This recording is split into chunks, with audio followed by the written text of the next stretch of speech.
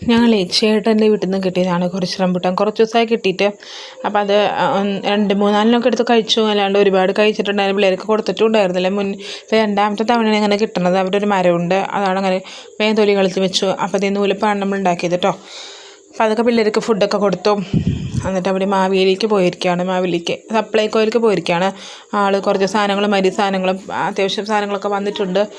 കടലപ്പരിപ്പ് വേറെ സാധനങ്ങളൊക്കെ. അപ്പോൾ അതൊക്കെ വേണ്ടി വാങ്ങാൻ പോയിക്കാണ് കേട്ടോ. അപ്പോൾ പിള്ളേർ കൂടെ കൂട്ടിയതല്ല, അവർ കൂടെ കൂടിയതാണ് കേട്ടോ. പിള്ളേരെ കൊണ്ടുനടക്കുന്നത് നല്ലതല്ല, പക്ഷേ എന്ത് ചെയ്യാനാണ്, അങ്ങനെയാണ് കാര്യങ്ങൾ. സെഫാൻ കുഞ്ഞിതായിരിക്കുമ്പോൾ പോകാറില്ല. ഇപ്പോൾ അവനും പോയി തുടങ്ങി. അവൻ പോകുമ്പോൾ അവൻ്റെ ചേച്ചീനെയും കൊണ്ടുപോകണം, അങ്ങനെയാണ് കേട്ടോ. അപ്പോൾ ഞാൻ റംബൂട്ടാൻ്റെ കുഞ്ഞു കുരുവാക്കി വെക്കുകയാണ്.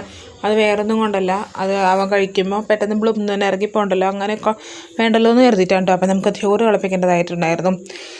നമ്മളെല്ലാ ദിവസവും രാവിലെ ചോറ് വയ്ക്കും, അടുപ്പത്ത് തീ കൂട്ടി വയ്ക്കും. പിന്നെ വൈകുന്നേരം ആകുമ്പോൾ തിളപ്പിക്കുന്ന പരിപാടിയുണ്ട്.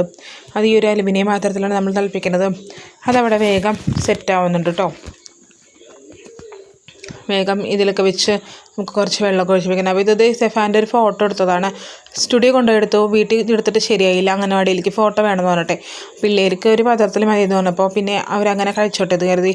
സാനുമ്പോൾക്ക് അത്യാവശ്യം പഠിക്കാനുള്ളതൊക്കെ പഠിച്ചു.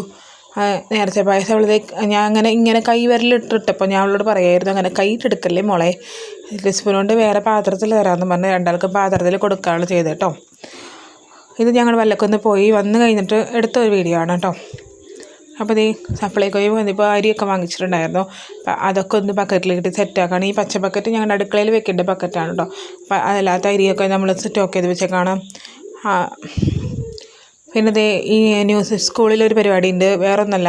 ഒരക്ഷരം പറയും, ത ക മ, അങ്ങനെ ഏതെങ്കിലും ഒരു അക്ഷരം പറയും. ന്യൂസ് പേപ്പർ നോക്കി കണ്ടുപിടിക്കണം. അത് ആ കണ്ടുപിടിക്കുന്ന അക്ഷരങ്ങൾ വട്ടമിടണം. അപ്പോൾ ആ വീട്ടിൽ അവളൊന്ന് പ്രാക്ടീസ് ചെയ്ത് നോക്കുകയാണ്. അങ്ങനെ എത്ര എണ്ണം കിട്ടുമെന്ന് അറിയാൻ വേണ്ടി. അപ്പോൾ അമ്മ ഫൈനൽ TV കണ്ടിരിക്കുകയാണ്. കുളിയൊക്കെ വേണ്ടി പിള്ളേരെ കുളിയൊക്കെ സെറ്റായിട്ടുണ്ട്. അങ്ങനെയൊക്കെ വിശേഷങ്ങൾ.